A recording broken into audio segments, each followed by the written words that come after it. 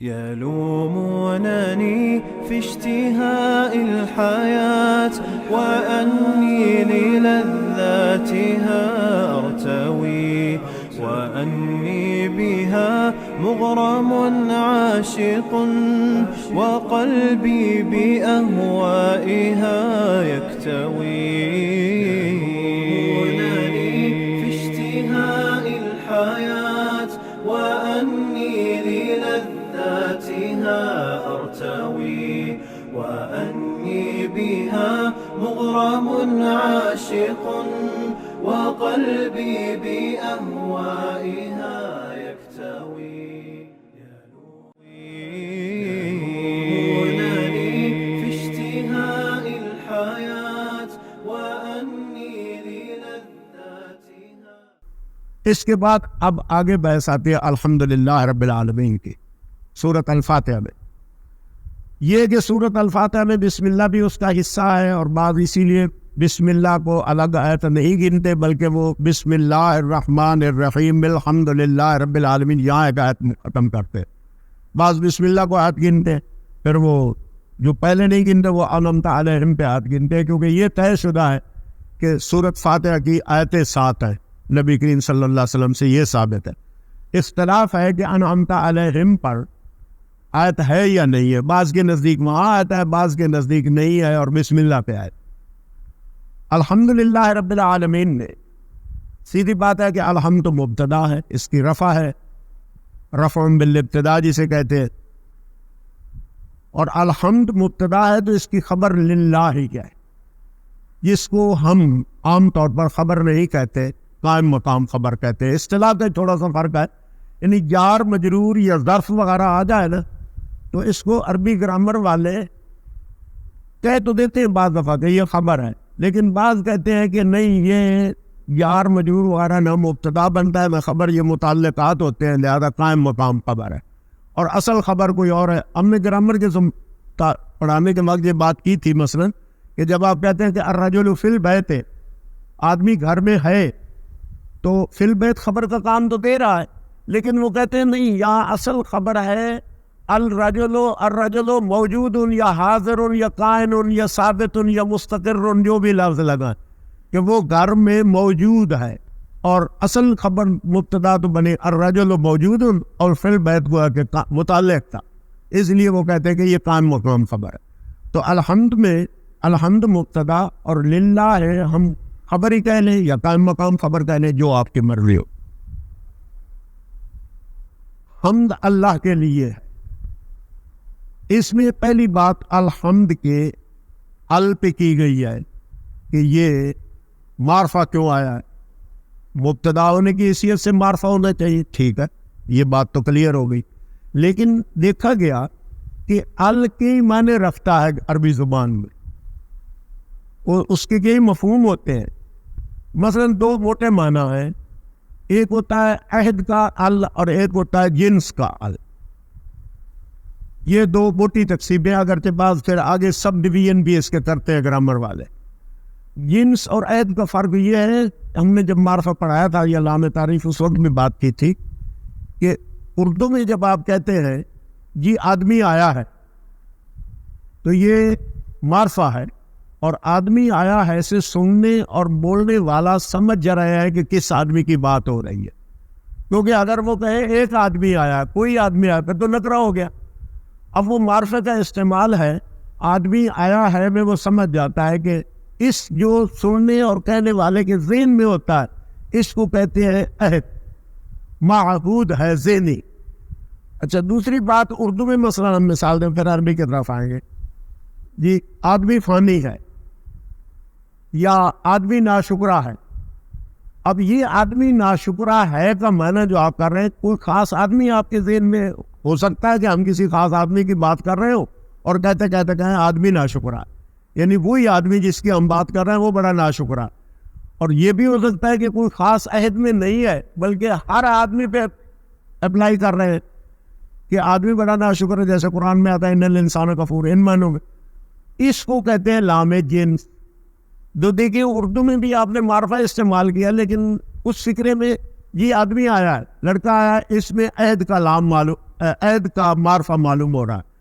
اسی طرح سے اگر عربی میں یہ بات کریں اور آدمی کی بجائے ہم الرجل انسان کا استعمال کریں تو الرجل کے بھی دو معنی ہوں گے، یا تو وہ الرجل جو کہنے اور بولنے اور سننے والے کے ذہن میں کہ کس آدمی کی بات ہو رہی، اور یا الرجل کا معنی ہے کل رجل، ہر آدمی، اس کو کہتے ہیں جنس اور استغراق کا ال۔ اب یہاں کون سا ال مراد ہے یہ بحث انہوں نے کی، کیا کوئی خاص حمد جس کی ہم پہلے بات کر رہے تھے اور آپ کے اور میرے کہنے والے اور سننے والے کے ذہن میں اس کی بات ہو رہی ہے کہ یہ جو 2 سطریں لکھی ہوئی ہیں حمد کی یہ اللہ کے لیے نہیں، یہ عہد کا ال نہیں ہے، یہ جنس کا ہے، اور جنس میں بھی اس صورت میں کلو کا لفظ اس کے ساتھ لگتا ہے، یعنی کلو حمد للہ ہے۔ یہی وجہ ہے کہ اردو ترجمے والے کرتے ہیں سب تعریفیں اللہ کے لیے، لیکن نا الحمد کا ترجمہ تو ہونا چاہیے تعریف اللہ کے لیے، تعریفیں کیوں ترجمہ کرتے ہیں؟ آپ اس کی وجہ سمجھیں نا، کوئی یہاں حمد کی جمع تو نہیں ہے عربی میں، تو کیوں یہ معنی کرنا پڑا؟ اس لیے کہ اردو میں حمد کو اگر ہم واحد بولیں اور تعریف کریں تو وہ بات نہیں پیدا ہوتی جو ساری تعریفوں میں پیدا ہوتی تھی۔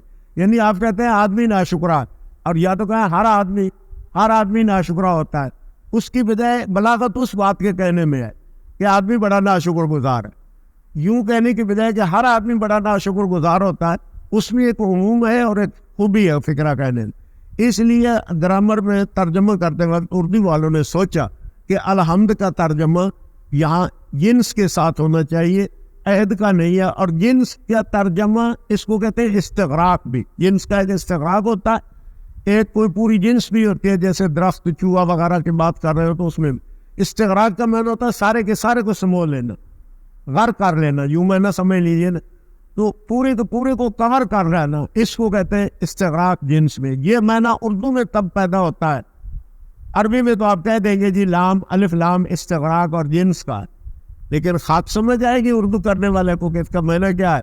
اردو میں ترجمہ اب اس فکرے کا کہ عربی میں جو تفسیر میں لکھا ہے کہ یہ الجنس اور استغراق کا ہے، عہد کا نہیں ہے، اس فکرے کو اردو میں ہم یوں کہہ سکتے ہیں ساری تعریفیں اللہ کے لیے۔ اس وجہ سے تعریفوں کے ساتھ ترجمہ کرنا پڑتا ہے جمع کے ساتھ۔ رہ گیا للہ ہے وہ تو کلیئر ہے، لیکن لام کے بھی استعمالات کئی ہے، پریپوزیشنز کے ہر زبان میں بڑے کئی معنی ہوتے ہیں۔ انگریزی میں ایک آف اور آن کے کسی بڑی ڈکشنری میں دیکھ لیں تو 20 فکرے اس کے استعمال کے ہوں گے، تو یہ 5-7 معمولی بظاہر حرف جار ہیں، لام زیر لے بے زیر بے اس طرح کے، لیکن معنی میں ان کی اتنی وسعت پیدا ہو جاتی ہے کہ یہ ملکیت کا معنی دیتا ہے، یہ تفسیر کا معنی دیتا ہے، یہ وہ ویسے بھی تفسیر والے کرتے ہیں، لیکن ایک بات ثابت ہوئی کہ الحمدللہ ساری تعریفیں اللہ کے لیے۔ ڈکشنری کی حد تک حمد کا معنی تو واضح ہے، اور عام اردو ترجمہ اس کا تعریف کیا گیا ہے، اور یاد رکھیے تعریف سے مراد پریز کے معنی میں ہے۔ ایک تو ہوتی ہے نا اصطلاحی تعریف جسے ڈیفینیشن کہتے ہیں آپ، وہ تعریف اور لفظ ہے، معرفہ بنانا۔ یہ پریز کے معنی میں اردو میں تعریف چونکہ استعمال ہوتا ہے، ستائش وغیرہ سے ترجمہ کیا ہے فارسی والوں نے، تو اب بحث یہ پیدا ہوئی کیا حمد کی بجائے کوئی اور لفظ بھی لگا سکتے ہیں؟ غیر زبان میں تو چلے ہوگا، لیکن عربی میں حمد کا کوئی ہم معنی لفظ، تو پھر جناب اب یہ تفسیر کی بحث ہے، کوئی مدح کی طرف گیا، کوئی شکر کی طرف گیا، اس کا معنی شکر ہے، کسی نے کہا مدح بھی ہو سکتا ہے، پھر فرق نکالا مدح میں اور حمد میں کیا فرق ہوتا ہے۔ مدح جو ہے غیر اختیاری افعال پر ہوتا ہے، حمد جو ہے اختیاری افعال پر ہوتا ہے۔ مثلا ایک آدمی کی ناک بڑی خوبصورت ہے، آپ اس کی مدح تو کر سکتے ہیں، حمد نہیں ہو سکتی، کچھ اس طرح کی بحثیں چلا دی۔ شکر اور اس میں کہ ہر شکر حمد ہے لیکن ہر حمد شکر نہیں، عام اور خاص کا اس میں فرق ہے۔ یہ بحثیں بھی آپ تفسیروں میں پڑھیں گے، کیونکہ جو حمد سے ملتے جلتے لفظ تھے عربی میں، ان سے اس کو ڈفرینشیٹ کرنے کی بھی کوشش مفسرین نے کی، اور بڑے لفظ جو اس کے قریب ہیں وہ ہیں مدح اور شکر کے۔ شکر اور حمد قریب ہم معنی ہے، تھوڑا سا ان میں عموم خصوص کا فرق بنتا ہے۔ یہ بھی ایک بحث ہے، لیکن اس کا اعراب سے کوئی تعلق نہیں، اے میم دال سے کے مادے سے اس میں اتنی دقت نہیں ہے۔ اے میم دال میں تعریف کا معنی تو اسی سے حمد ہے، محمد سے اس میں پاک محمد کا اشتقاق آپ پڑھ چکے ہیں، جس کی بہت زیادہ تعریف کی گئی ہو، اور حامد تعریف کرنے والا فاعل مفعول استعمال ہوتے ہیں، لہذا حمد کے معنی کوئی اتنے مشکل نہیں ہے، لیکن دوسرے ملتے جلتے لفظوں سے مقابلہ کرنے کے لیے تفسیر والے حمد، مدح اور شکر بھی عربی لفظ ہے، ان میں کچھ فرق کرتے ہیں اور ان کا بعض باہمی تعلق سمجھاتے ہیں۔ اب آگے آتا رب العالمین۔ یہ رب العالمین ترکیب کے لحاظ سے ظاہر ہے رب کی جر ہے، عالمین تو رب کا مضاف الیہ ہونے کی وجہ سے مجرور ہو گیا نا، لیکن رب کی جر کیوں ہے؟ یہ اس کا اللہ کے ساتھ تعلق ہے، اور پھر یہاں وہی بات ہوگی کہ یا صفت ہے یا بدل ہے۔ صفت کریں تو ترجمہ یوں ہونا چاہیے ساری حمد رب العالمین اللہ کے لیے ہے، اس لیے کہ اردو میں صفت پہلے آتی ہے، اردو میں صفت بعد میں نہیں آتی۔ ہاں بدل کریں تو پھر یوں کریں ساری صفت اللہ کے لیے ہے جو رب العالمین ہے، پھر جو کے ساتھ ترجمہ کریں تو وہ بدل کے ساتھ ترجمہ ہوگا۔ زید آیا ہے جو حامد کا بھائی ہے، آپ یوں بھی کہہ سکتے ہیں زید حامد کا بھائی آیا ہے، اس طرح سے یہ جو کا فرق بدل سے پڑتا ہے، تو شاید اس وجہ سے جو کے ساتھ ترجمہ زیادہ لوگوں نے کیا ہے۔ پر صفت کرے تو اردو کا تقاضا یہ ہے کہ صفت پہلے آئے اور یہ سارا فکرہ بدل جائے اور کہے کہ اللہ رب العالمین، اللہ کے حمد اللہ رب العالمین اللہ کے لیے، بلکہ اللہ سے پہلے رب العالمین آنا چاہیے۔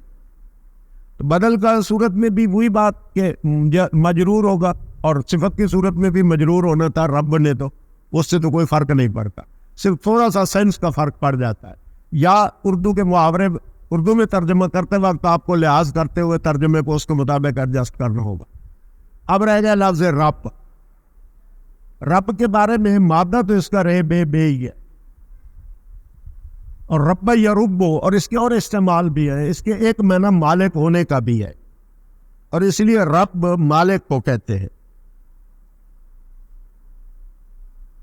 پھر اس کا اور معنی بھی ہے کہ نعمت دینا، ضروریات پوری کرنا وغیرہ، اور ان معنوں میں ربابت، رب، مصدر پھر الگ الگ ہو جاتے ہیں، بعض دفعہ تو شاید وہ مصدر بھی رب یربو ہے، آگے کوئی رب یربو ہے تو اس کا اور معنی ہے۔ ربابت مصدر کرے تو پھر مالک ہونے کا معنی ہوتا ہے، ربوبیت معنی کرے تو وہ پالنے اور ضروریات پوری کرنے کے معنوں میں آتا ہے۔ بنیادی مصدر رب یربو ہی ہے، لیکن مصدر سے فرق پڑ جاتا ہے۔ یہ جیسے ہم نے وہ اس کی کئی مثالیں پہلے بھی پڑھی تھی کہ ایک مصدر بنا لے تو دوسرا معنی باب ہوئی ہوتا ہے، لیکن مصدر سے معنوں میں فرق پڑ جاتا ہے۔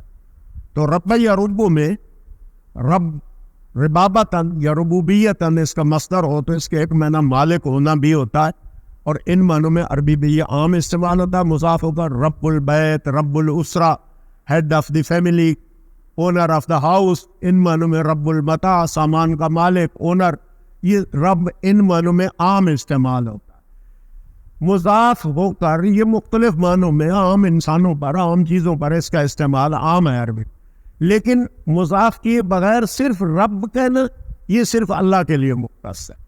مضاف کر کے آپ گھر کا سردار اور اس طرح سے رب البیت، رب المتاع، رب الاسرہ یہ تو کہہ سکتے ہیں، لیکن صرف الرب نہیں کہہ سکتے، وہ صرف اللہ کے لیے ہوگا۔ اور اصل تو یہ مصدر ہے، یعنی رب کے معنی پالنا یا انعام دینا، ضروریات پوری کرنا، مالک ہونے کا معنی بھی بنتا ہے اس میں۔ تو رب کا معنی مالک کی یا پالنے والا نہیں ہے، یہ ہے مصدر، لیکن معنی وہی دیتا ہے۔ عربی میں کئی جگہ مصدر اسم فاعل کے معنوں میں استعمال ہوتے ہیں یا اسم صفت کے معنوں میں۔ مثلا یہ عدل ایک مشہور لفظ ہے، عدل یعدل، عدل کا معنی عدل کرنا ہوتا ہے، لیکن عدل کا معنی عادل بھی ہوتا ہے۔ تو رجل عدل، اس کے معنی ہوں گے رجل عادل۔ اس طرح سے رب پالنا بمعنی پالنے والا، ربوبیت کرنے والا، ضروریات پوری۔ رب کی زیادہ تشریح میں گئے مفردات وغیرہ والے تو بعض کہتے ہیں جی رب وہ ہوتا ہے جو کسی کی ضروریات کا کفیل ہو اور اس کے مانگے بغیر خود جانتا بھی ہو کہ اس کو کیا دینا ہے اور کیا ضرورت ہے اور پوری کرتا چلا جائے۔ جیسے بچے کی ساری ضروریات ماں باپ جانتے ہیں، وہ مانگتا تو نہیں اور طلب تو نہیں کر سکتا۔ اس طرح کے معنوں میں مزید گہرائی میں یا پھیلاؤ میں بھی لوگ گئے۔ پالا رب مصدر بمعنی اسم فاعل ہے، پالنے والا، فارسی والے اس کا ترجمہ پروردگار کرتے ہیں، جو شاید محض پالنے والے سے ذرا بڑا اہم لفظ ہے، اس وجہ سے وہ ترجمہ بھی زیادہ موضوع ہے۔ رب العالمین، اب آتا ہے لفظ عالمین، مادہ اس کا عین لام میم ہے، اور عین لام میم سے تو آپ جانتے ہیں ورب عالم یعلم، جاننا، یہ بھی آتا ہے۔ پھر علامہ یا لومو یا لامو شاید استعمال ہوتا ہے، اس کے معنی علامت بنانے کا بھی ہوتا ہے، یا یہ تو ہے نا جاننے کے لیے تو ہے نا سمع یسمع سے علم یعلم، لیکن غالباً نصرہ یا فتح سے اس کے معنی علامت بنانے کے بھی آتے ہیں، وہ نشان بنانا۔ خود علامت کا لفظ عربی لفظ ہے اور یہ عین لام میم سے ہی نکلا ہے، مادہ تو وہی ہے، تو عالم کا لفظ بھی عین لام میم سے نکلا ہے۔ کیا اس کا تعلق کوئی علم سے ہے؟ نہیں، مفسرین اور گرامر والے کہتے ہیں کہ یہ عین لام میم کے اس حصے سے ماخوذ ہے جس میں علامت کا معنی پایا جاتا ہے۔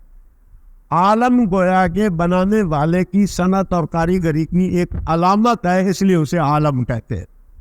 ان معنوں میں وہ مادہ عین لام میم ہے، لیکن وہ علم سے نہیں علامت سے نکلا ہے، جو کہ اسی مادے کے دو لفظ ہیں، الگ الگ مصدر ہے۔ ایک بات تو یہ عالم لام کی زبر کے ساتھ، یاد رکھیے وہ عالم تو پھر عالم یعلم کا اسم فاعل ہوگا نا، وہ تو اور بات ہے۔ یہ اس طرح عالم میں استعمال ہوتا ہے اور اس کا کوئی فاعل مفعول نہیں استعمال ہوتا، یہ ایک لفظ استعمال ہوتا ہے، اور یہ لفظ بھی ایسا ہے کہ عام عربی میں تو واحد استعمال ہو جاتا ہے، عالم الارواح، عالم الاجساد، اس طرح سے جہان اور دنیا اور ایک مخلوق کے معنوں میں یہ آتا ہے۔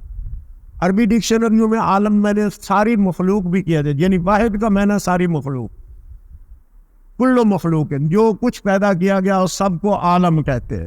مخلوق کے حصے کر کے عالم انسان، عالم جن، عالم انس یوں بھی کہتے ہیں۔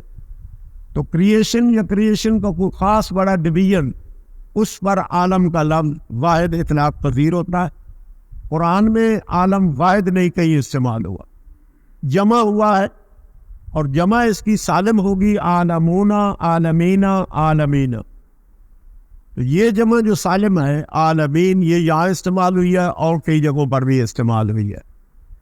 تو عالم بمعنی واحد بھی کل جہان تھا، اور عالمین جمع ہو گیا تو مبالغے کے لیے آ گیا سارے جہانوں کا، اور اس سے کیا مراد ہے، کیا یونیورس مراد ہے، یونیورسز مراد ہے، کیا مراد ہے، حیوانوں اور انسانوں کے مختلف طبقات مراد ہے، کیا عاقل اور غیر عاقل مراد ہے، وغیرہ وغیرہ، یہ ویسے تفسیر والے کرتے ہیں۔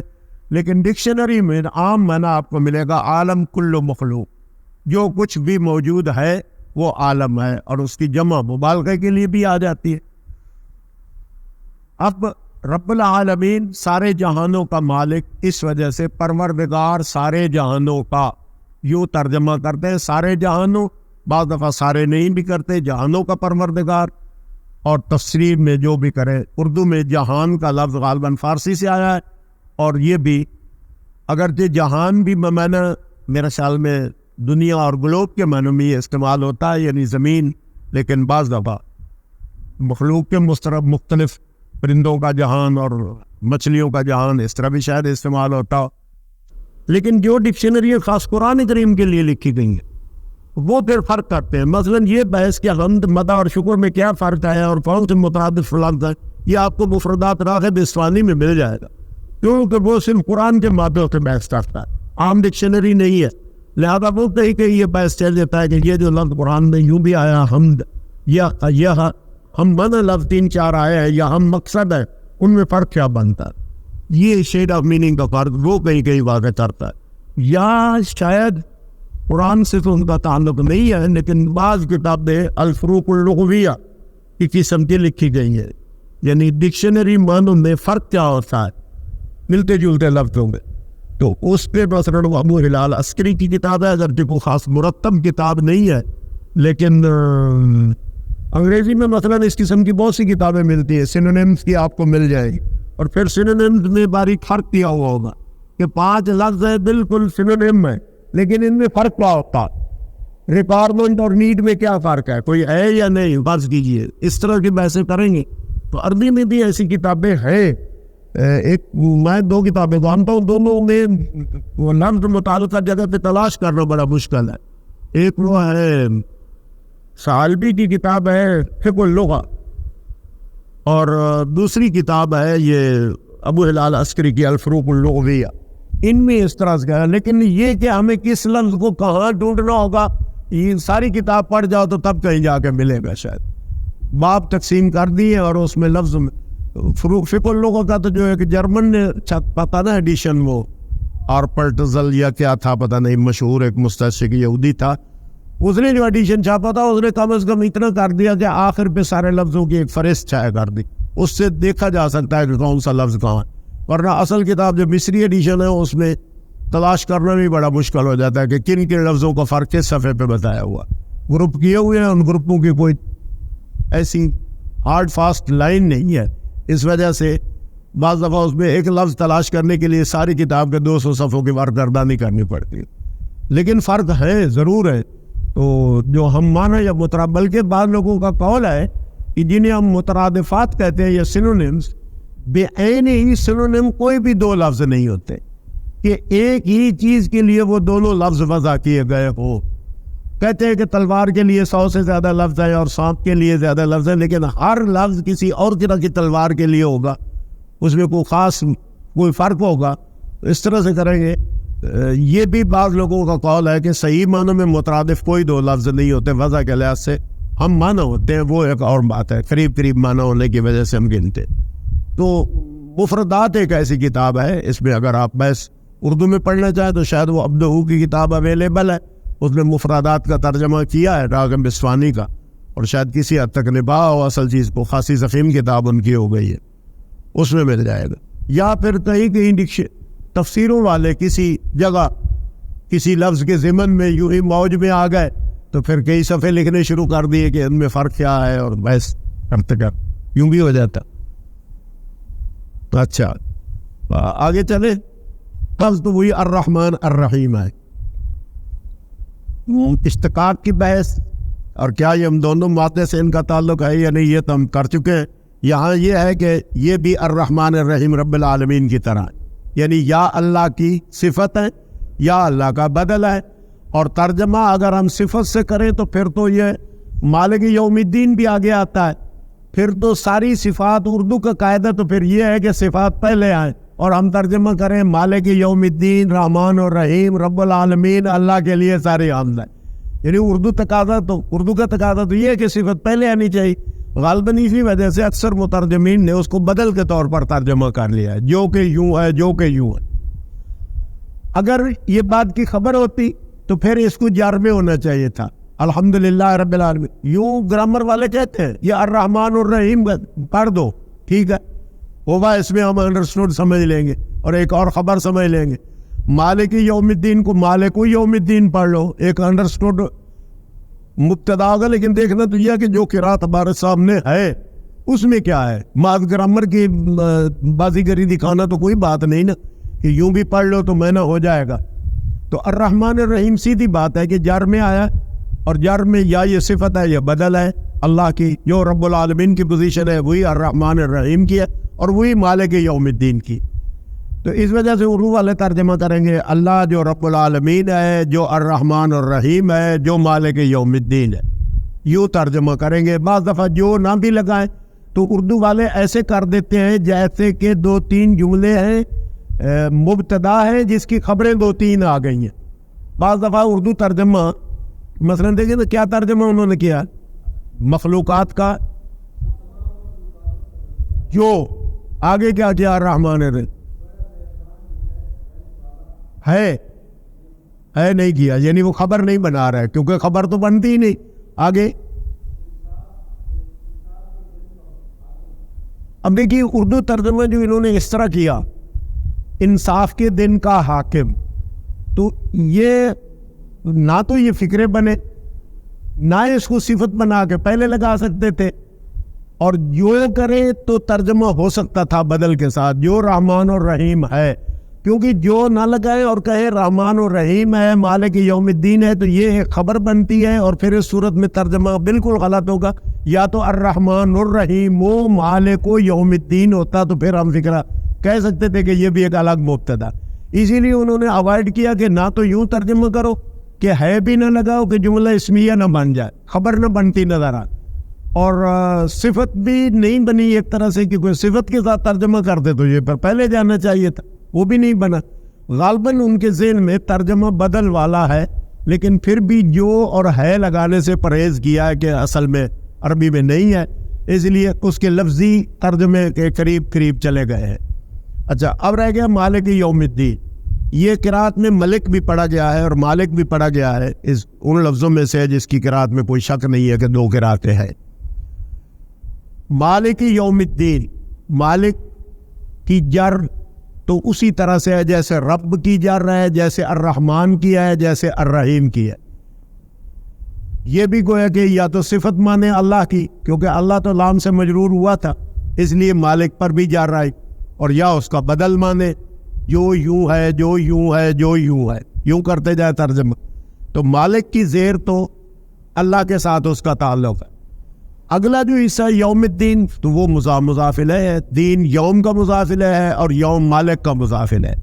ان دونوں کی جو رفع جر ہے وہ الگ وجہ سے ہے, وہ اضافت کی وجہ سے. ترجمہ ہوا یوم الدین کا مالک. اب دن کا مالک کوئی نہیں ہوتا, دن کا مالک یوں محاورے میں تو آ جائے, اس لیے گرامر والوں کو ضرورت پڑے گی کہو مالک و امر یوم الدین یا مالک یوم الدین الامرہ, کہ وہ اصل معاملہ اور حکم یا حکومت جو ہے, امر میں نے حکومت ہوتا ہے نا, تو یوم الدین کی حکومت کا مالک. یہ شاید یوں ہی گرامر کے لحاظ سے ضرورت پڑی, وہ اس لیے کہ یوم کی کوئی ملکیت نہیں ہوتی نا, تو کوئی یوم کہے کہ یہ بدھ کے دن کا مالک ہے, یہ تو کوئی بات نہ بنی. تو اس لیے انہوں نے کہا کہ یہاں اصل میں لفظ امر حکومت مراد ہے, اور حالانکہ حکومت کا معنی تو مالک میں بھی موجود ہے کہ وہ حاکم ہے یوم الدین کا, مالک ہے یوم الدین کا, اسی کا ملک. جس میں ملک قرات پڑی ہے وہ تو میں نے ہی بادشاہ کا ہے, اس لیے امر کا لفظ ضروری نہیں ہے, انڈرسٹوڈ مالک یا ملک میں موجود ہے. تو مالک تو عام لفظ ہے, مالک اور ملک, ملک میں نے بادشاہ ہوتا ہے, ملیک بھی ایک لفظ قرآن کریم میں استعمال ہوا ہے.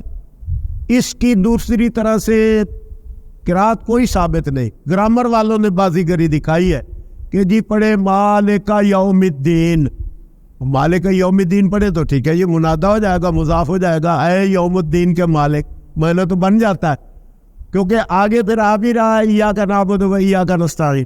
تو انہوں نے یہی سے کہا کہ یہاں سے خطاب چاہے تو شروع ہو سکتا ہے, لیکن متواتر قرات میں مالک کا نہیں آئے. گرامر میں جائز ہے, قرآن کی روایت کے لحاظ سے یہ کہیں موجود نہیں ہے کہ کسی نے مالک کا یوم الدین پڑھا ہو.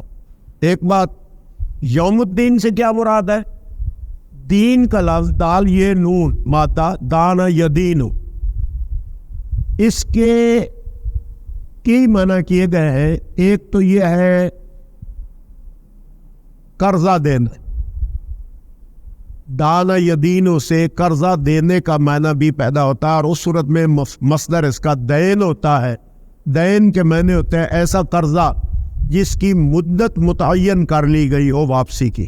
مدت متعین نہ ہو تو وہ قرض ہوتا ہے, اور جس کی مدت متعین کر لی گئی ہو اس کو دین کہتے ہیں. اس طرح سے دانا یدینو دینن بمعنی معاملہ دین کا کرنا, اور اس کے لیے ماب تفاعل سے بھی استعمال ہوتا ہے. تداین یتداین, قرآن میں آیا اذا تداینتم بدین الی اجل مسمى, باب تفاعل سے بھی استعمال ہوتا ہے. ثلاثی سے بھی دانا یدینوں کا معنی ایک یہ بھی ہوتا ہے. دوسرا معنی دانا یدینوں کا جو عام مشہور ہے وہ ہے کوئی دین اختیار کرنا, اسی سے دین اسلام وغیرہ قانون کے طور پر تسلیم کر لینا, یہ بھی دانا یدینوں کا معنی ہے. اور ان معنوں میں دستور اور حیات, دستور حیات وغیرہ کے معنوں میں دین کا لفظ استعمال ہوتا. تیسرا معنی دانا یدینوں کا ہے بدلہ دینا, اور اسی میں عربی محاورہ ہے تدین تدینو کما تدانو, یا کچھ اس طرح سے, یعنی جیسا کرو گے ویسا بھرو گے کے معنوں میں استعمال ہوتا ہے. گویا کہ جو دو گے وہی لو گے, جو بو گے سو کاٹو گے کے معنوں میں تدانو کما تدینو. اس طرح کا محاورہ عربی میں ہے کہ تجھے وہی دیا جائے گا جو تو جس طرح تو جزا دے گا. کہنے کا میرا مطلب یہ ہے کہ دین کا تیسرا معنی جزا کا بھی ہے. تو دین کا معنی قانون، اور دین کا معنی یہ مذہب ریلیجن کا معنی بھی، اور دین کا معنی جزا بھی. ان تینوں معنوں میں قرآن کریم میں یہ لفظ استعمال ہوا. قانون کے معنوں میں واضح طور پر جو اس کا استعمال ہے وہ سورۃ یوسف میں ہے، جہاں وہ آتا ہے کہ ما کان لیاخذ اخاہ فی دین الملک الا یشاء اللہ، کہ یوسف علیہ السلام اپنے بھائی کو بادشاہ وقت کے قانون کے مطابق گرفتار نہیں کر سکتے تھے. وہاں دین الملک وہ لفظ آیا اس کا قانون کے معنوں میں. دوسرا دین جو مذہب کے معنوں میں ہے وہ ان الدین عند اللہ الاسلام، اور ومن یبتغی غیر الاسلام دینا، یہ لفظ یہاں جزا کا معنی نہیں ہے. اور تیسرا معنی جزا کا، یہاں جو یوم الدین ہے یہ جزا کے معنی میں آیا، قانون کے معنی میں نہیں آیا. اور تفسیر اگرچہ ہماری بنیادی طور پر تو ہم تفسیر نہیں کرنا چاہتے، نہ ہمارا موضوع ہے اس وقت، لیکن یہ کہ قرآن کریم میں بعض لفظوں کا ایک جگہ ذکر آتا ہے، دوسری جگہ اس کی وضاحت ہوتی ہے، تو ایک لحاظ سے قرآن مجید میں اس کی تفسیر موجود ہے. وما ادراک ما یوم الدین ثم ما یصلونہا یوم الدین وما ادراک ما یوم الدین، اور جواب میں آتا ہے یوم لا تملک نفس لنفس شیئا والامر یومئذ للہ، جس دن کوئی کسی کے بارے میں کچھ اختیار نہیں رکھتا ہوگا، اور الامر یومئذ للہ. اگر یہ دیکھیں کہ یہاں یوم الدین آیا اور وہاں یوم الدین کی تعریف ہے تو الامر کا ذکر اس میں موجود ہے، لہذا یہاں امر کو معذوف ماننے کی ضرورت ہی نہیں رہ جاتی. یوم الدین کا معنی یہ بنتا ہے. تو اس طرح سے مالک یوم الدین قیامت کے لیے ہے. بعض نے جزا دینے والے کے لیے دیان کا لفظ بھی استعمال کیا ہے، اور لیکن یہ یوم الدین کا لفظ قرآن کریم کا استعمال ہے، اور دوسری جگہ وہ صورت انفطار کے آخر پر آیا یوم الدین. شاید اور بھی کہیں ایک آدھ جگہ آیا میرے ذہن میں نہیں آ رہا، لیکن یوم الدین یوم جزا کے معنی میں ہے. بہرحال دین کے تین معنی کیے گئے ہیں اور تینوں قرآن میں موجود ہے، اور مادہ ایک ہی ہے، دان یدینو، اسی سے آتا ہے دین قبول کرنا. مثلا دان یدینو بطور دین بنانا قرآن میں آتا ہے ولا یدینون دین الحق، دین حق کو دین نہیں بناتے. اب یہاں دان یدینو دین بنانا، مذہب بنانا، بطور مذہب اختیار کرنا، انہی معنوں میں استعمال ہوا. تو اس طرح سے الدین قیم وہ قانون کا معنی ہے جی، وہ قانون کا معنی کرے تو دین دستور کے معنی میں آتا ہے، قانون کے معنی میں تو آیا ہے نا. اب ذالک الدین دین القیم میں تو دین مذہب کے معنی. دین الحق کا معنی تو پھر ہم اسلام ہی کا کریں گے، کیونکہ اسلام کو بطور قانون دین کیوں کہتے ہیں وہ تو ایک اور بات ہے نا، کہ دین مذہب کا معنی کیا ہے، دستور کا ہے، کیونکہ دین کا معنی قانون کا ہے، وہ اور بات. لیکن دین کے لفظ کا مزید ترجمہ کرنے کی ہم تو نہیں سمجھتے کوئی ضرورت ہو. زیادہ مذہب سے زیادہ بڑا لفظ ہے، قرآن کریم نے استعمال کیا ہے، تو اس کا تو چینج کرنے کے لیے ضرورت. بہرحال تین لفظ ہیں، اور قرآن کریم میں دان یدین و دین استعمال کرنا وہاں ہرگز جزا دینے کے معنی میں نہیں ہے، اور جہاں جزا دینا کے معنی میں قرآن میں نہیں دان یدین استعمال ہوا. تو دینو کما تدینو تو دانو، جیسے تو کرے گا ویسے بھرے گا. یہ قرآن کریم میں اس قسم کا کوئی محاورہ استعمال نہیں ہوا، عربی کا ہے. اور دین بمعنی مذہب استعمال ہوا ہے. مذہب اور دین میں کیا فرق ہے، اور ریلیجن میں یہ ایک الگ بحث ہے. اس میں کوئی شک نہیں کہ مذہب تو ہم عام طور پر فقہی مذہب کو کہتے ہیں نا، محدود سا لفظ ہے عربی میں. تو دین کا لفظ زیادہ وسیع ہے. وہ پرویز صاحب جو کہتے تھے کہ یہ اسلام دین ہے اور یہ اور اس طرح سے بات کرتے تھے گویا کہ انہوں نے کوئی ڈسکوری کی ہے، یہ کوئی بات نہیں ہے. ہمارے تمام تفسیروں میں یہ چیز ملتی ہے کہ دین کا لفظ زیادہ جامع لفظ ہے. ہاں اردو میں مذہب کے مقابلے پر اگر اسے رکھا جائے تو ٹھیک بھی ہے، کیونکہ عربی میں تو مذہب اور دین میں دونوں میں بڑا فرق ہے، لیکن اردو میں مذہب بمانا ریلیجن ہے اور دین بھی بمانا ریلیجن ہے. اس لیے اگر مذہب اسلام کہہ دے تو اردو میں کوئی فرق نہیں ہے، کیونکہ اردو میں سنونیم موقع رہ گیا ہے لفظ مذہب بھی. وہاں مذہب سے مراد مذہب فقہی نہیں ہوتا بلکہ عام ریلیجن کے معنی میں، لہذا کسی زبان کا جو محاورہ ہو اس کے مطابق لینے چاہیے. یہاں بہرحال سب نے کیا مالک یوم الدین، یعنی قیامت جزا کے دن کا مالک، کیونکہ اس دن سب کو جزا سزا ہوگی. اور سورۃ الانفطار کے آخر پر اس کی تعریف بھی کی گئی، مالک یوم الدین۔ یہاں تک تو اللہ کے لیے غائبہ کا صیغہ استعمال ہوا ہے۔ ساری حمد اللہ کے لیے ہے جو رب العالمین ہے، جو الرحمن الرحیم ہے، جو مالک یوم الدین۔ آگے ایک دم غائب، یہ تو غائب کا صیغہ ہی ہے نا، جیسے تھرڈ پرسن کی آپ بات کر رہے ہو، سارے فکرے اس طرح۔ آگے ایک دم سیکنڈ پرسن کی بات شروع ہو جاتی، ایاک نعبد و ایاک نستعین۔ یہی وجہ ہے کہ بعض نے کہا جی مالک سے ہی سیکنڈ پرسن کی بات شروع ہوتی ہے، مالک یوم الدین، اے جزا کے دن کے مالک۔ لیکن غائب میں کرے تو وہ اللہ کی جو لازمی صفات ہیں بنیادی، اب اس میں صفوں کے صفحے اور بلکہ جلدیں لکھ ڈالی ہے لوگوں نے۔ یہ تینوں باتیں چھوٹی تو نہیں ہے نا کہ اللہ کی تین صفات، رب العالمین بیان ہونا، الرحمن الرحیم بیان ہونا، مالک یوم الدین بیان ہونا، اس میں بہت سی چیزیں آ جاتی ہیں، عقیدہ توحید کی اور خدا کی صفات کی اور قیامت وغیرہ سب کچھ اسی میں آ جاتا ہے جامع طور پر۔ وہ تو تفسیر والوں کا ایک میدان ہے اور بعض نے اس میں بہت کچھ لکھ ڈالا۔ امام راضی کو دیکھیں تو وہ بالکل ایسے فارمولے بناتے ہیں کہ اس سے جی 5 مثلے یوں نکلے اور 5 سے پھر 5 یوں نکلے اور پھر 15 سے 25 یوں بن گئے۔ وہ اس طرح سے ہی کرتے رہتے ہیں، ہاں جی، کہ اس سے یہ مسئلہ نکلا، پھر اس سے فلاں نکلا، پھر اس سے فلاں نکلا، وہ گنتے ہی رہ جاتے ہیں۔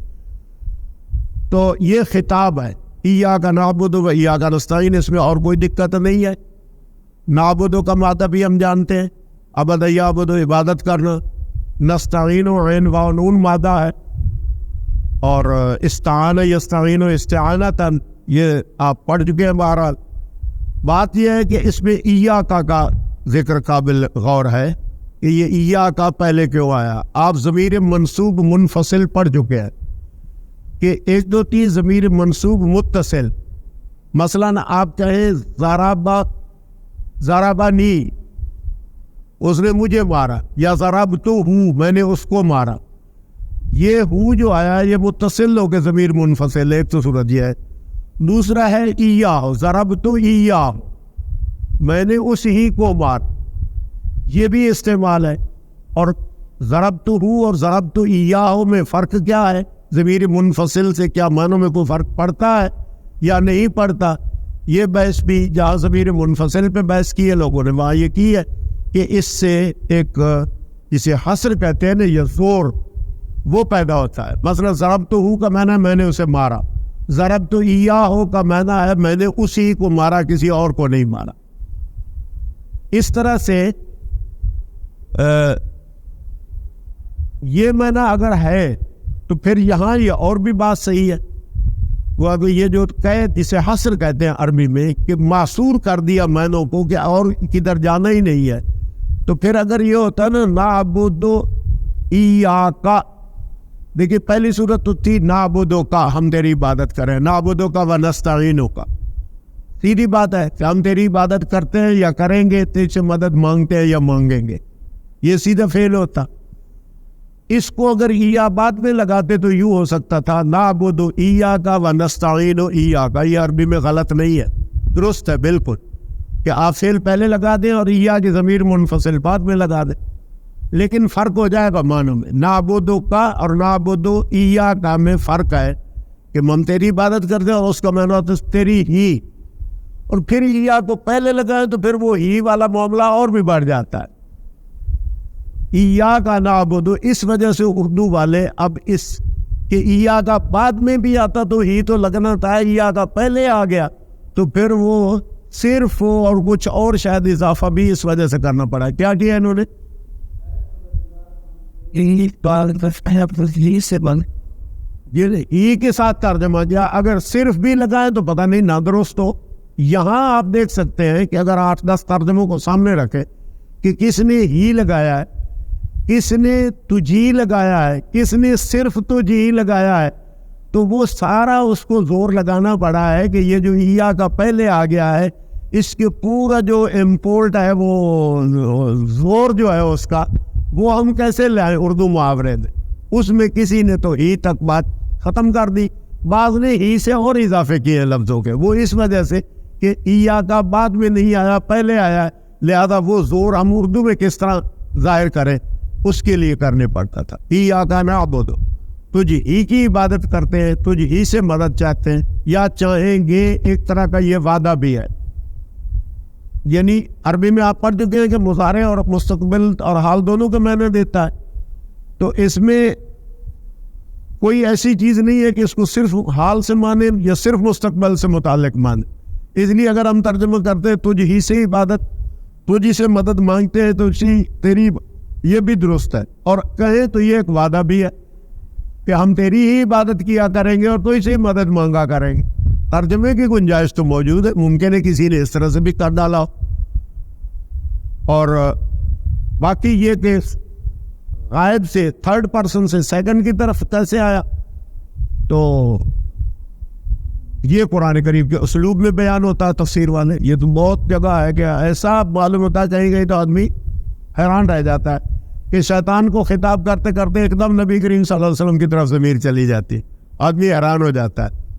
تو یہ قرآن کریم کے جو اصول تفسیر پہ کتابیں لکھی ہیں، انہوں نے اس طرح کے پوائنٹ آؤٹ چیزیں کی ہے کہ قرآن کریم کو سمجھنے میں فلاں فلاں بات کا خیال رکھنا چاہیے، اور ان میں سے ایک انتشار ضمیروں کا بھی ہے کہ ضمیر کو سمجھنا کہ کیسے گفتگو میں یہ عام ہو جاتا ہے، اس لیے بعض نے کہا یہ خطبات ہیں، تقریریں ہیں، اس میں ایک بات سے دوسری کی طرف آ سکتے ہیں، یہ اس کے خصائص میں سے ہے، گرامر کی اس میں کوئی خاص بات نہیں ہے۔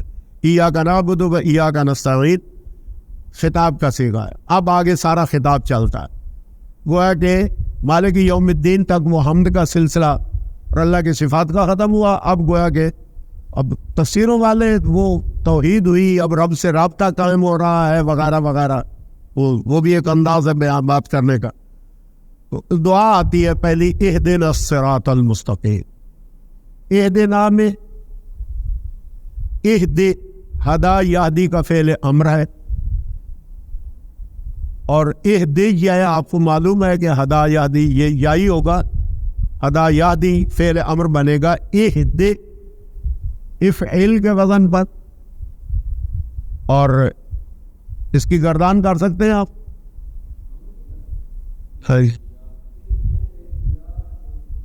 اہدو یا اہداؤ، نہیں دو زیر اور پیش کو پیش ہی ہوتا ہے، زبر کی زبر رہتی ہے، اہدو اہدی اہدیا اہدینا، یہی بنے گا اس کی گردان۔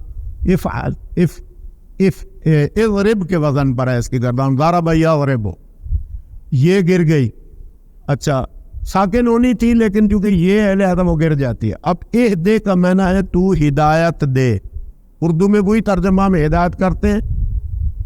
ہدا یہدی کے بعد اگر ہم ڈکشنری میں دیکھیں اور خود قرآن کریم میں تو 3 صورتیں نظر آتی ہیں کہ ہدا بغیر پرپوزیشن کے بھی استعمال ہوتا ہے، اور 2 پرپوزیشن الا اور لے کے بھی اس کے لیے استعمال ہوتے ہیں، ہدا ہو لے صراط کذا و کذا، اور ہدا ہو الا کذا و کذا، اور سیدھا ہدا بھی استعمال ہو جاتا ہے۔ تو اس طرح سے اہدنا الصراط المستقیم، ایک تو ہوا نا جس کو دکھا، ہم کو دکھا، یہ تو ہوا مفعول پہلا، ایک ہے اس کا دوسرا مفعول کہ فلاں چیز دکھا۔ یہ اگر عربی گرامر کے لحاظ سے دیکھیں تو یہ 3 طرح ہو سکتا تھا، اہدنا الصراط المستقیم جیسے یہاں اہدنا الی الصراط المستقیم، اہدنا للصراط المستقیم، یہ کہیں کہیں ہدیناہم الی اور کہیں ہدا ہو لے قضا، یہ قرآن میں استعمال ہوا، معنی میں کوئی فرق میرے خیال میں تو نہیں ہے، تینوں پرپوزیشنوں کا استعمال ہے اور ایک معنی میں آتا ہے۔ تو یہاں اہدنا کا بعد جو الصراط آیا ہے وہ لے یا الی کے پرپوزیشن کے بغیر ڈائریکٹ مفعول آیا، مفعول یعنی بنفس ہی اس کے ساتھ، باقی رہ گیا اس کے 2 مفعول ہمیشہ ہوں گے، ایک تو وہ جس کو ہدایت دی اور ایک جس راستے یا جس کی طرف ہدایت کی وہ دوسرا مفعول ہوگا۔ تو دیکھیے پہلا مفعول نا ہے، دوسرا الصراط ہے، اہدنا الصراط، ہم کو دکھا راستہ، نا پہلا مفعول ہے ضمیر متکلم، الصراط المستقیم اہدے کا دوسرا مفعول ہے، اور دونوں صفت موصوف ہیں، الصراط المستقیم مفعول منصوب ہے، نون الف نا جو ضمیر ہے آپ جانتے ہیں نا ضمیر مجرور بھی ہوتی ہے منصوب بھی ہوتی ہے، لیکن یہاں منصوب ہے، مفعول کے طور پر آئی ہے نا۔ اچھا الصراط المستقیم، صراط مستقیم یہ سیدھا راستہ یا درست راستہ، وہ صفت موصوف ہو کر منصوب ہے۔ اب رہ جائے یہ دونوں لفظوں کا اشتقاق، صراط کے لفظ میں یہ کہا گیا ہے کہ یہ اصل سین ریت توئے کے ساتھ ہے لفظ، چنانچہ بعض قراتوں میں یہ سین کے ساتھ بھی پڑھا گیا ہے، کوئی زے کے ساتھ پڑھتے ہیں، کوئی اشمام گنتے ہیں قرات والے، زے اور سواد کے درمیان خدا جانے کو قاری اسے سمجھتا ہو تو سمجھتا ہو کہ وہ کیسے پڑھا جاتا ہے، یعنی اس طرح پڑھے کہ نہ زے معلوم ہو نہ سواد معلوم ہو. پڑھتے ہوں گے گرامر کی تجوید کی کتابوں میں اس طرح سے لکھا ہوتا ہے، ہمیں پریکٹیکلی نہیں موقع ملا کبھی کہ وہ کس طرح ہوتا ہے. لیکن یہ بات سب نے لکھی ہے کہ صراط اصل لفظ سین کے ساتھ لیکن سواد کے ساتھ بھی بولا جاتا ہے، کیونکہ آگے آ رہی تھی توئے، تو یہ توئے تے وغیرہ یہ سین ایسے لفظ ہیں کہ ان کو بس ایک لفظ کے قریب آنے سے دوسرے پر بھی کچھ اثر ہو جاتا ہے، چینج ہو جاتا ہے. وہ پڑھے تھے نا آپ نے باب افتعال اور تفاعل میں، تو اس طرح سے آگے توئے آنے کی وجہ سے انہوں نے کہا جی ادھر بھی سواد بول دیتے ہیں، ویسے لفظ تو سین ہی تھا. اچھا، تو میں نے اس کا راستے کا ہی ہے. قرآن کریم میں ان معنوں میں سبیل کا لفظ بھی استعمال ہوا ہے، طریق کا لفظ بھی استعمال ہوا ہے، صراط کا لفظ بھی استعمال ہوا ہے. یہ تین لفظ تو قریب قریب ہم معنی ہے، ان کی تذکیر و تانیث میں فرق ہے. مثلا سبیل جو ہے یہ مؤنث سے استعمال ہوتا ہے، سمائی ہے مؤنث، اور صراط جو ہے یہ مذکر استعمال ہوتا ہے، ھذا صراط ربک، اور سبیل کے بارے میں آتا ہے ھذہ سبیلی. اس طرح سے طریق کے معنی بھی وہی ہوتے ہیں.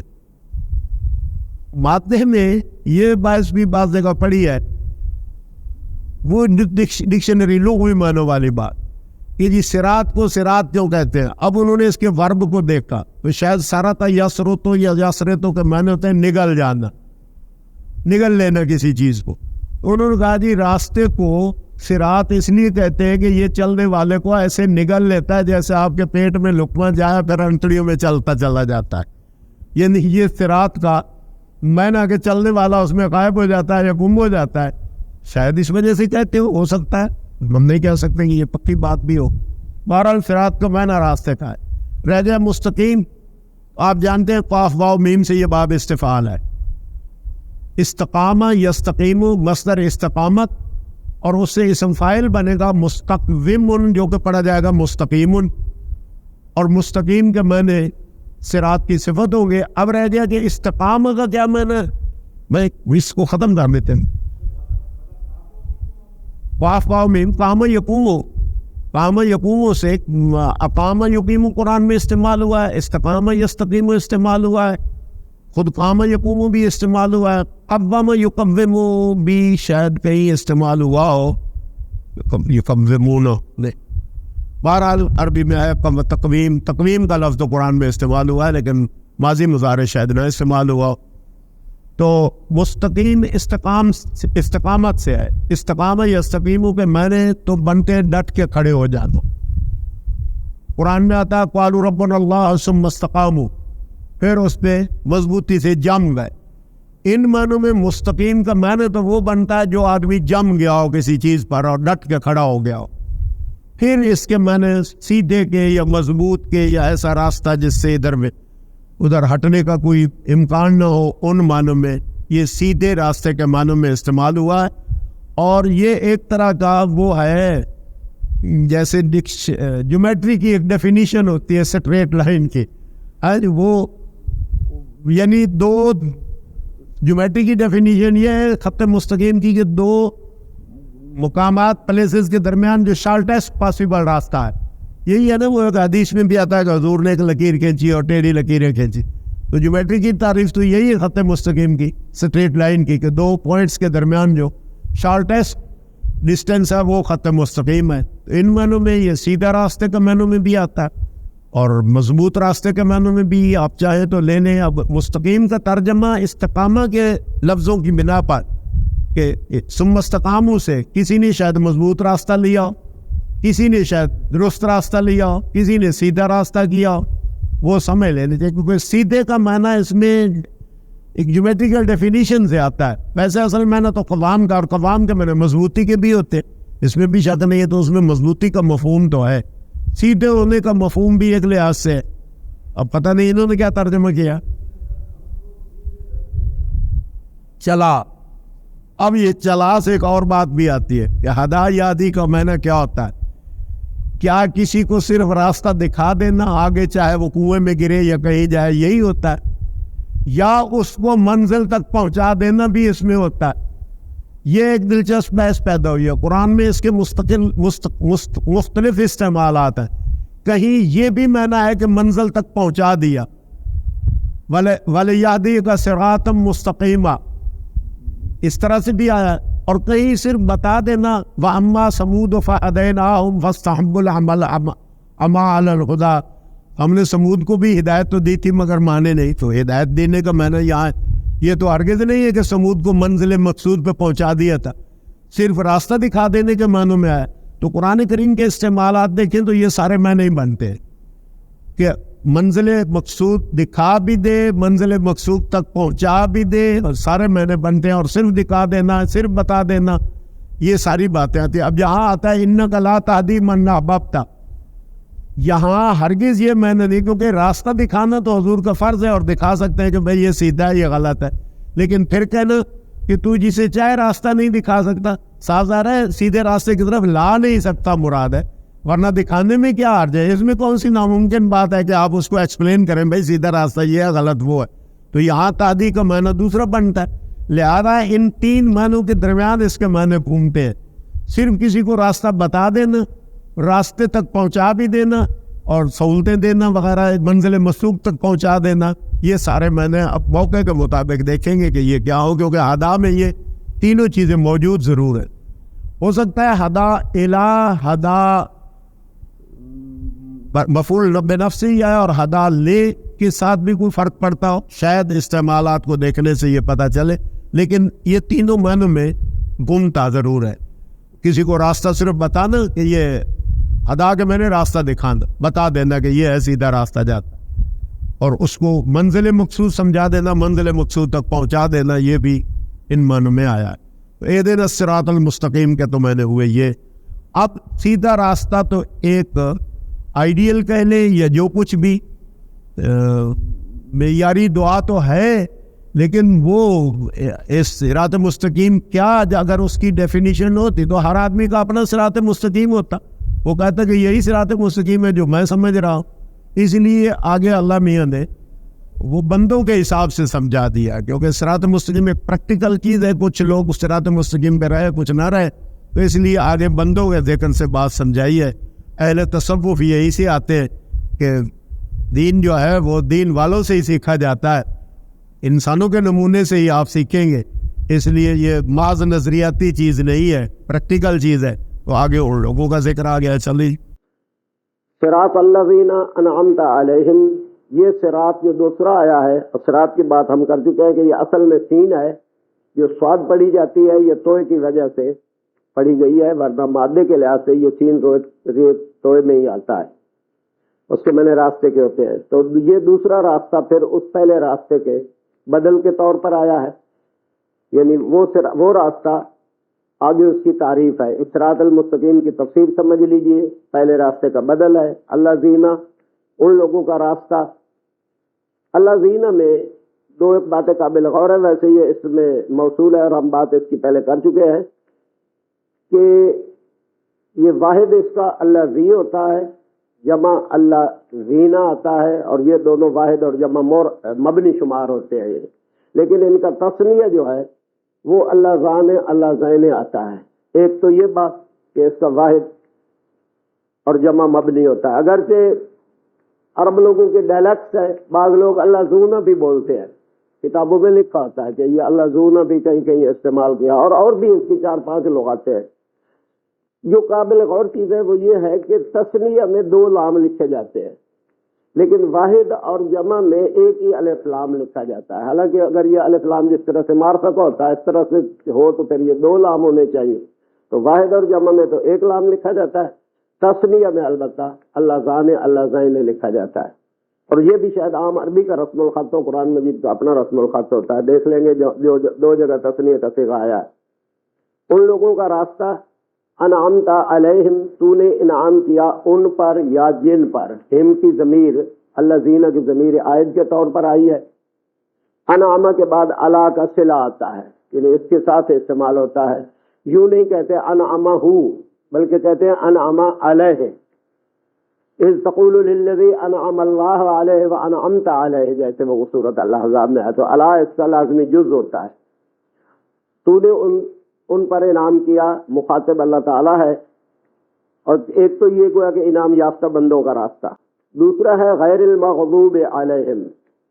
یہ غیر رے کی زیر جو ہے یہ اللہ زینہ کے بدل ہونے کی وجہ سے ایک طرح سے ہے، یعنی اللہ زینہ یہاں مضاف مجرور ہے نا، پہلا صراط اللہ زینہ، تو انہی کی آگے یہ ڈیفینیشن ہے، اس لیے یہ رے کی زیر آئی ہے بدل کے طور پر، غیر المغضوب علیہم. اس صورت میں اردو میں صحیح ترجمہ یہ ہونا چاہیے کہ یہ لوگ جن پر انعام ہوا ہے اور وہ مغضوب نہیں ہیں. یہ جو ہمارے ہاں ترجمہ کیا جاتا ہے نہ ان لوگوں کا راستہ جو مغضوب علیہم ہے، یہ رے کی زیر میں گنجائش نہیں نکلتی. اگر رے کی زبر ہوتی تو پھر کچھ صراط کے ساتھ تعلق ہو سکتا تھا، اس کا بدل بن جاتا. لیکن رے کی زیر کے ساتھ جو قرات حفص ہے اس صورت میں، بلکہ زیادہ قاریوں نے رے کی زیر ہی پڑھی ہے، شاید کوئی ایک آدھ قرات ہو جس میں رے کی زبر پڑھی گئی ہے، تو وہ جو کہ مغضوب علیہم نہیں ہے. اور مغضوب علیہم میں قصہ یہ ہے کہ غاضب یا غضب سمع یسمع سے آتا ہے، اس کے معنی ہوتے ہیں غضبناک ہونا. اس لحاظ سے یہ فعل لازم ہے، متعدی نہیں ہے، کیونکہ وہ مثلا غصے میں آ گیا آدمی، تو جیسے انگریزی میں وہ بیکیم کے ساتھ آتا ہے نا، تو فعل تو بنتا ہے لازم. اس کو متعدی بنانا ہو کہ کس پر ناراض ہوا تو پھر الا کا صلہ لگتا ہے. مثلا یوں نہیں کہیں گے غاضبہ، غاضبہ تو اپنی جگہ درست ہے، وہ بھڑک اٹھا یا اس کو غضبناک ہو گیا، لیکن غاضبہ اس پر اسے غصہ آیا یہ نہیں کہیں گے، کہیں گے غاضبہ علیہ. یہ الا کا صلہ ضروری ہے.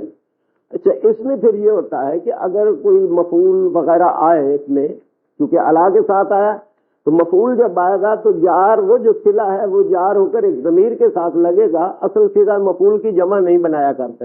مثلا اس کو یوں نہیں کہیں گے غیر المغضوبین علیہم، وہ جو ہم کی ضمیر ہے نا، مثلا ایک ہے مغضوب، کہیں گے مغضوب علیہ، مغضوب علیہما، مغضوب علیہم، مغضوب علیہن، وہ سارا اس طرح چلے گا.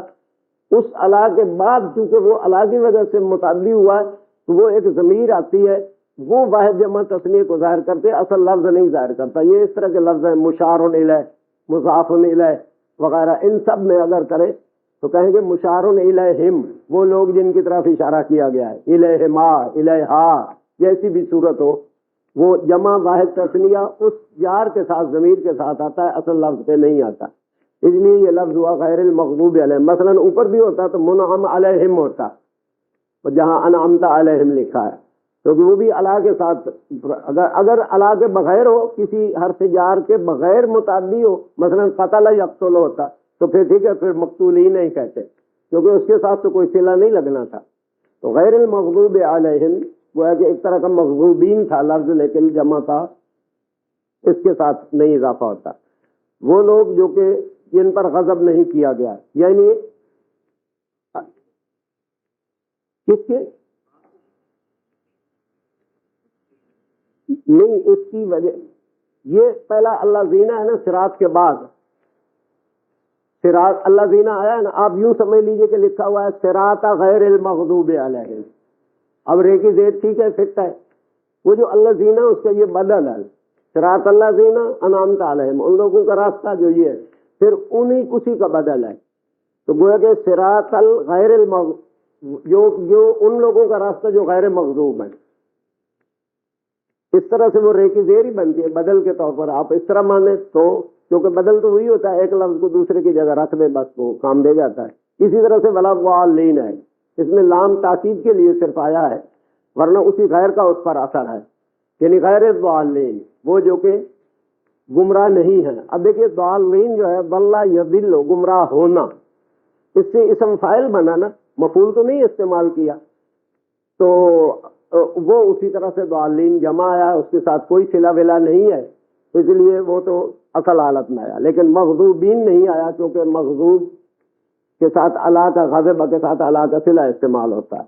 ضالین ضل یضل، یہ ضرب یضرب سے آتا ہے، اس صورت میں اس کے معنی ہوتا ہے گمراہ ہونا، بھٹک جانا، راستہ کھو بیٹھنا.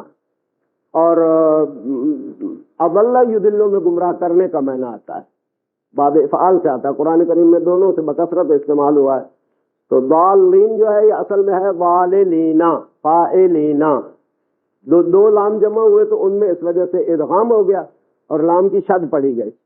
پھر چونکہ ایک لام شد میں اصل میں ایک حرف ساکن ہوتا ہے، ایک متحرک ہوتا ہے، تو قرات اور تجوید والوں کا قاعدہ یہ ہے کہ اگر آ او ای یعنی واو یہ حمزہ الف ما قبل ان کے موافق حرکت ہو اور پھر اس کے بعد حمزہ آ رہا ہو یا ایک حرف ساکن آ رہا ہو تو مد طویل کرتے ہیں، کیونکہ یہاں ساکن ہے اصل میں پہلی لام دال لین کی ایک لام ساکن ہے، اس وجہ سے یہ مد لمبی مد پیدا ہوتی ہے جسے منفصل کہتے ہیں. وہ تو خیر قرات کا ہے. اس کے بعد عام طور پر آمین کی بحث بھی اعراب والے بھی تفسیروں والے بھی کرتے ہیں. سورۃ فاتحہ کے بعد آمین کو پڑھنا بالجہریہ وہ تو ایک الگ مسئلہ فقہی ہے. ان کا کنسرن یہ ہے کہ آمین کیا ہے لفظ، اس کے معنی کیا ہے، کہاں سے آیا ہے. اس پر اتفاق ہے کہ آمین کا لفظ غیر عربی لفظ ہے اور بعض نے اسی لیے اس کا امین آمین نون کی زبر وہ کہتے ہیں کہ ساکن نہیں رہے گا، جیسے عینہ کی نون کی زبر ہے آمینہ یوں پڑھیں گے گویا کہ اصل وقف کے طور پر آمین پڑھ لیں تو پھر میم کو کھینچنا بھی پڑتا ہے آمین، کیونکہ یہ وقف کی مد ہوتی ہے، ورنہ ویسے تو اس مد کے بعد کوئی حرف حمزہ یا وہ تو نہیں آ رہا، کیونکہ وقت میں آپ ساکن کر رہے ہیں، ساکن کی وجہ سے مد پیدا کرتے ہیں. تو اس کا معنی عموماً کیا گیا ہے کہ تو قبول کر، استجب کا معنی کیا گیا ہے. ممکن ہے عبرانی میں اس کے معنی یہی ہو، تو اس میں کوئی شک نہیں کہ یہ لفظ غیر عربی ہے، عبرانی ہے. عبرانی میں یہ انگریز یہودی وغیرہ جب بھی کوئی دعا پڑھتے ہیں تو آخر پہ آمین ان کا اپنا تلفظ ہوتا ہے کہتے ہیں. بعض نے کہا یہ اللہ کا نام ہے، پھر اس کی تردید کی. بظاہر معنی یہی بنتا ہے کہ یہ کوئی اسم فعل ہے، ایک ایسا اسم جو فعل کا معنی دیتا ہے. اسماء الافعال عربی میں اور بھی استعمال ہوتے ہیں. تو آمین کا معنی استجب قبول کر. باقی اس کے پڑھنے نہ پڑھنے کے جو آداب ہیں وہ الگ ہے، چونکہ یہ لفظ قرآن میں سے نہیں ہے، حالانکہ پڑھنا اس کا سنت سے ثابت ہے اور مختلف مسائل ہیں اس کے.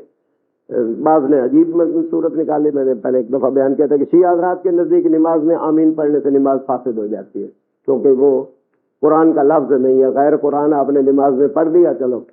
تو دوسرے اونچے اور آہستہ پڑھنے پہ ان کا جھگڑا ہوتا ہے. یہ صورت کے باقی مضامین اور وہ تو تفسیر سے متعلق ہے، یہ ضروری اعرابی چیزیں تھی. یہ میں نے بیان کر دیا کہ ضالین غیر کے ساتھ ہی ہے، یعنی غیر صراط الذین غیر المغضوب، اور اسی غیر کا مضاف الیہ ہے گویا کہ ضالین یعنی غیر الضالین.